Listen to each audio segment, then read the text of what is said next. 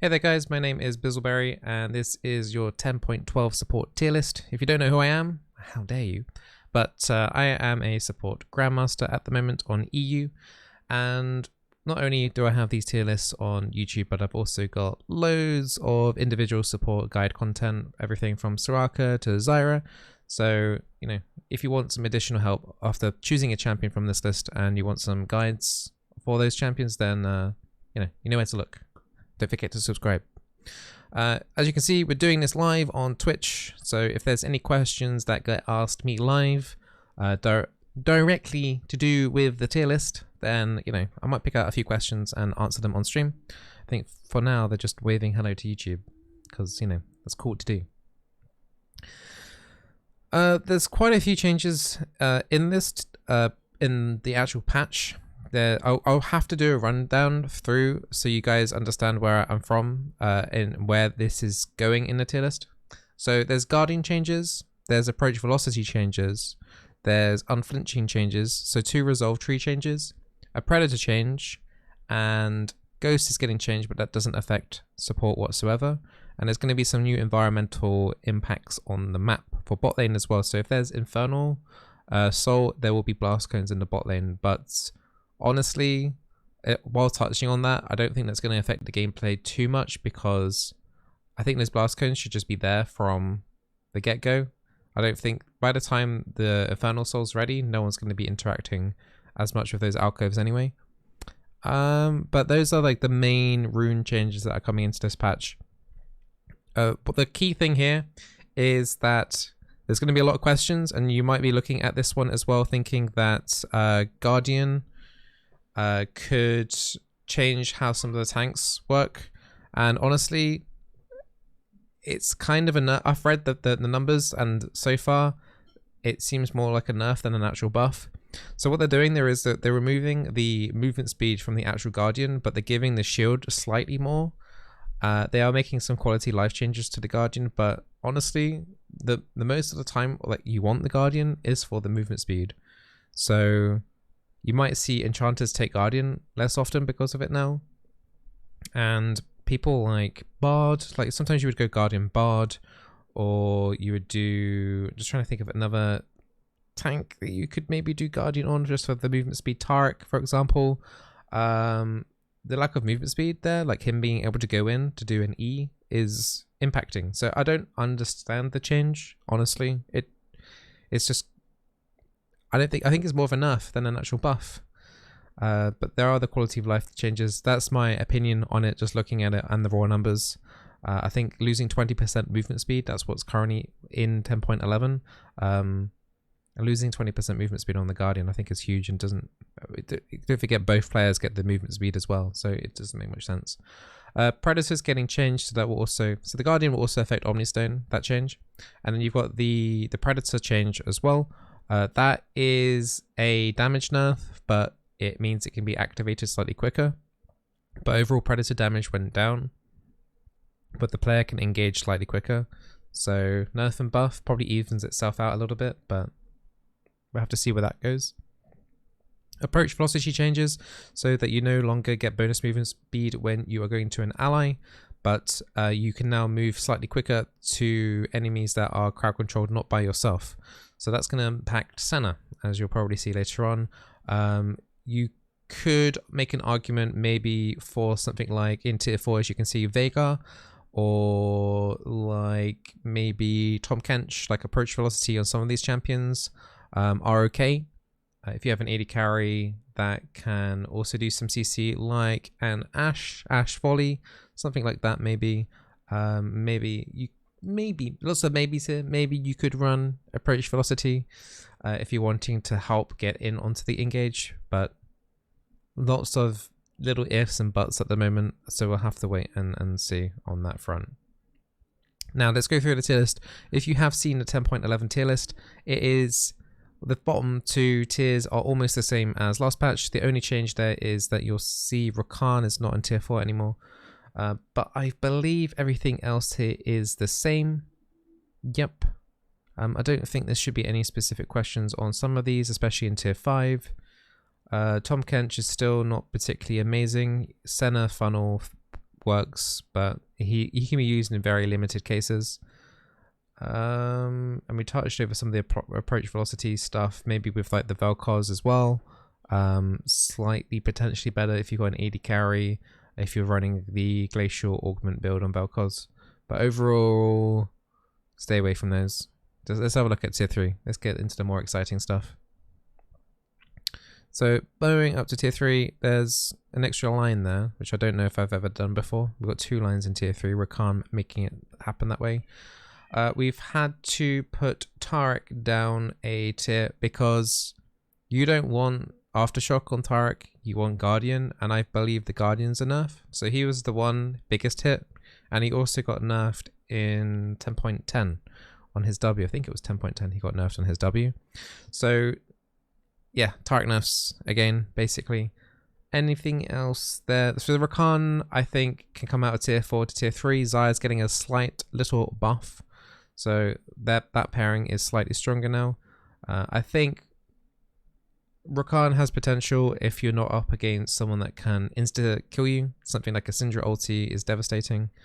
If you can weave around that, then you can be okay. So tier 3, Rakan, I think that's fine and respectable. Brand did receive a buff this patch. He does get more mana now when he gets kills with his something, his Blaze or his E or something. I can't remember, but it doesn't impact you as support whatsoever, as you'll unlikely be clearing too much with that. So AP carry Brand maybe becoming more of a thing. You can actually sustain pushing a wave now early as Brand. So maybe we might start seeing some AP carry Brands on bot side potentially. Anyone in Twitch chat have any questions about the tier 3? I feel like I've gone through a lot of these champions over. Like Karma, I know Karma's a favorite for a lot of people. She's really good in laning phase, but she's basically a scuff Lulu. I'd rather have a Lulu than a Karma because yes, Karma does slightly more damage in the laning phase than the Lulu, but Lulu does so much more for the mid-game interaction. Morgana, yes, Morgana is another controversial to put there into tier 3. The problem is that yes, she can be safe in some comps. She is an okay first pick. The problem is that her ulti is generally terrible. Also, her spell shield is pretty easy to take off. And the only real interaction you have on the Morgana, in my opinion, is the Q. The bindings are good if you can link up with like a Caitlyn for the Caitlyn trap or a Jhin W, something like that can be quite nice. But honestly, like the other enchanters across the board are just stronger. And if you're taking Morgana for damage, then there are so many better options there as well for pure damage. Would I consider Rakan tier 4 if not paired with Xayah? It would depend on matchup.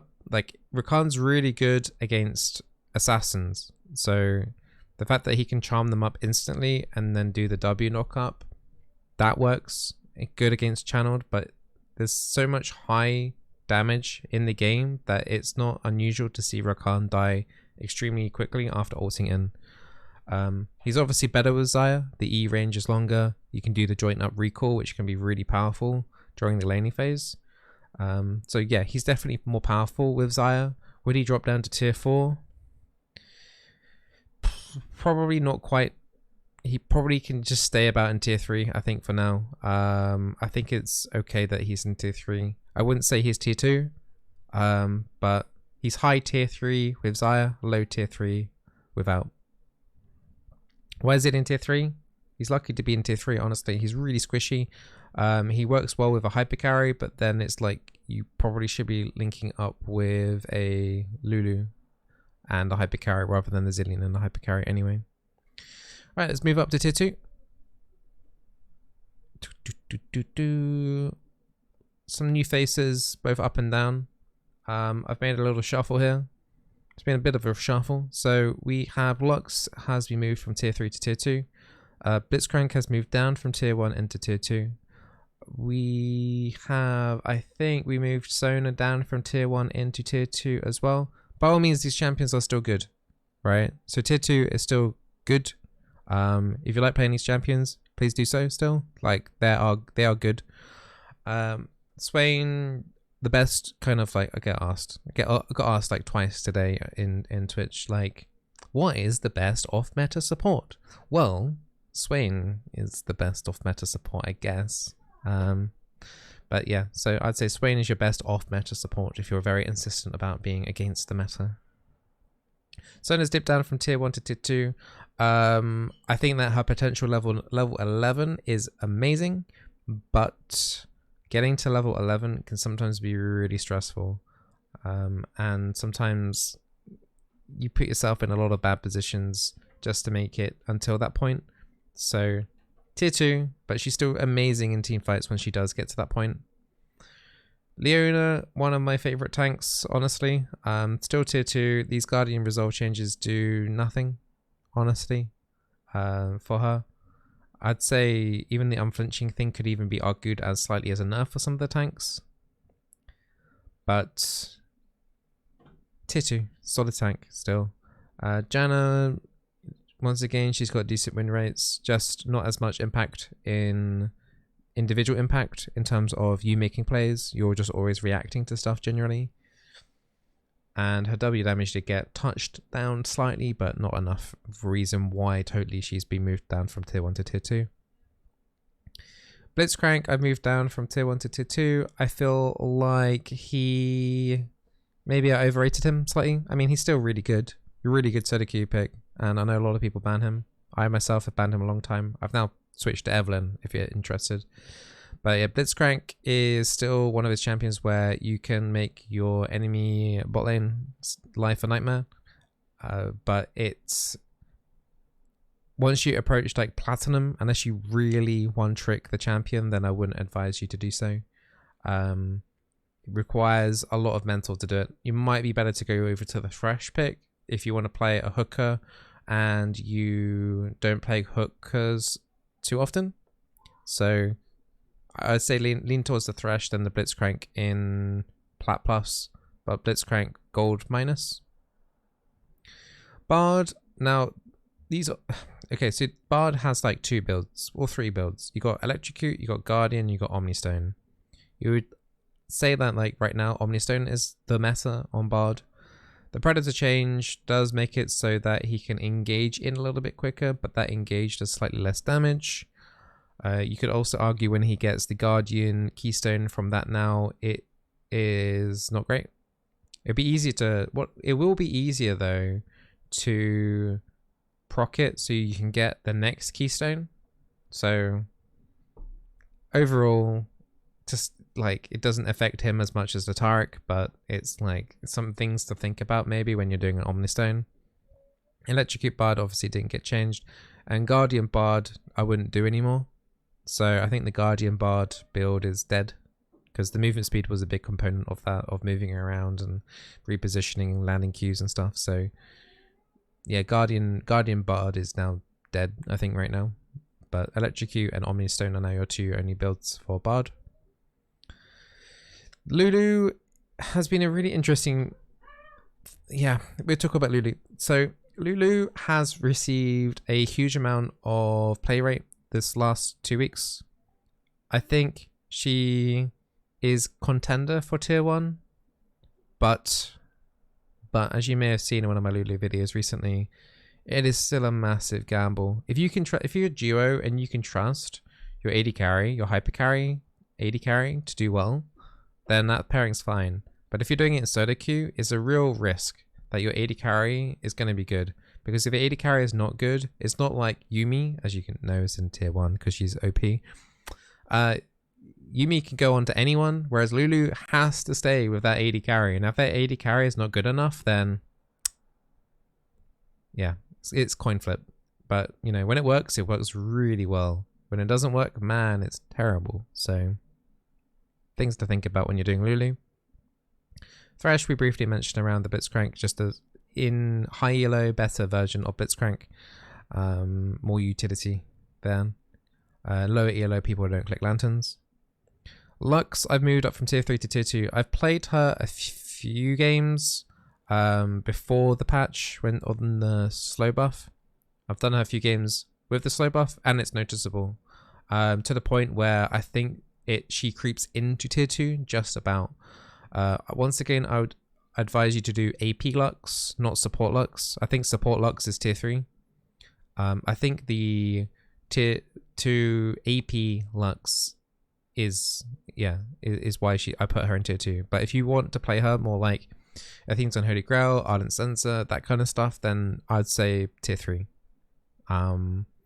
You really want to use that slow really for yourself, just to pop off and get consistent like burst going off there and landing your skill shot follow-ups and stuff. So yeah, that's why Lux is tier 2. AP Lux, that is. Okay, I don't want to see any Ardent Censer Luxes around. Okay, promise.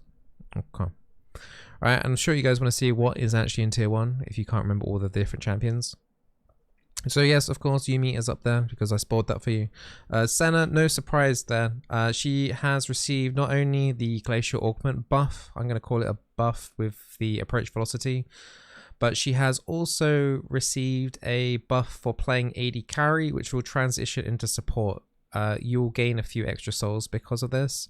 So if you don't want to reach the pat notes, Senna will now receive more souls if she gets last hit on minions. Not a crazy amount. I think it's gone from 2 to 8%, somewhere around those numbers there. But it's enough that if you accidentally kill a minion, it could drop a soul. Or if your AD carry is dead and you have to last hit under turret, you can get a couple more souls that way as well. So Senna, honestly, decent buff. Don't think she needed it, honestly, but decent buff for her. Double whammy. One intentional, one not intentional. I think Zyra is the best mage support. She's been there for a long time.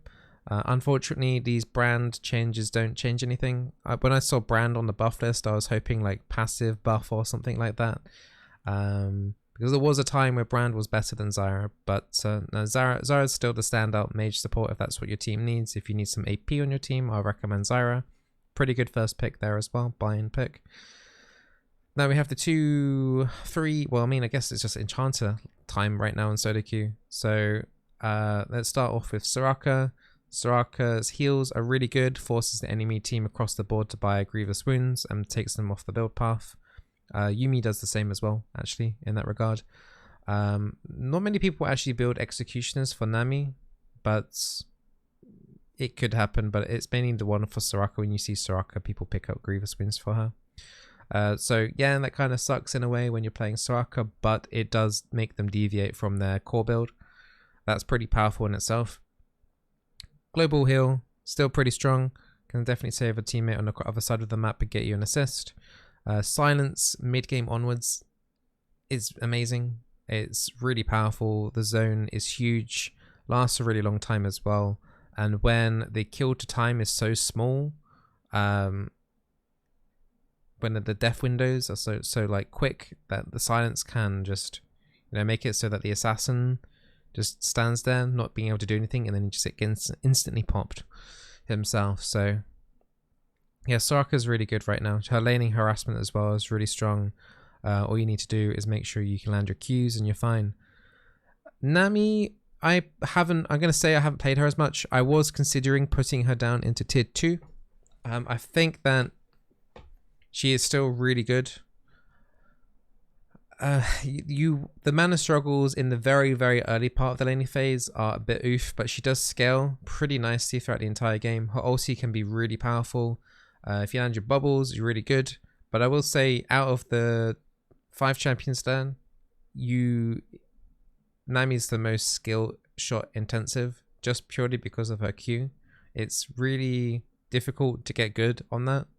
So just a heads up there. Nami is the hardest one to play on this tier 1. But heal bounces can be incredibly good. If you can get your W bounces on the enemy, you're good. AD carries with the slight buff of the heal makes it so that you can't get as many kills as often as you normally would, because Nami would usually be the most bloodthirsty enchanter out of all of them. But she's still pretty good. And E on every single spell, harassment on your allies is still an insane extra amount of DPS in the lane. So she's like your most aggressive. If you're an aggressive player and you want to play enchanter, Nami is the one for you. And you know, I don't need to talk about Yumi. She's disgustingly OP right now and probably needs an urgent nerf. I say that in hopes that Riot actually nerfs her. I've been playing her a lot as well, mainly because I want LP. If your AD carry is not doing great, you can go into anyone on your team that's doing well and you will wreck faces. Like literally every YouTube video that I've put up of Yumi lately has basically been me just going onto like my Rengar jungle or something and just, I could basically go AFK, almost AFK at that point. So yeah. Hopefully this tier list helps you out. Don't forget to subscribe. I will be taking comments, questions in Twitch chat now just to finalize. I'll take like 3 questions if you guys have something for me for this patch or this tier list. If you're not following on twitch.tv/Bizzleberry, then you should be. We'll be doing more guides and things like that soon. We'll be covering some of the tanks going into 10.12 on the YouTube channel and on the stream as well. And yeah, I hope you guys have been enjoying all the content recently. There's been a lot of videos being uploaded, so I hope you guys have been chugging away through that. What tier would I put Grasp Senna? I would probably put Grasp Senna in low tier 2 or high tier 3, just because Senna's just a good champion anyway. I think Glacial Augment is the way to go, in my opinion. Controversial now apparently these days. Would you prioritize Maokai over Nautilus for Leona players? So if you play a lot of Leona, would you choose Nautilus or Maokai? I would say Nautilus because Maokai could easily get nerfed topside and then that would affect your gameplay. I'll take one more question here. Do I max Q or W on Soraka?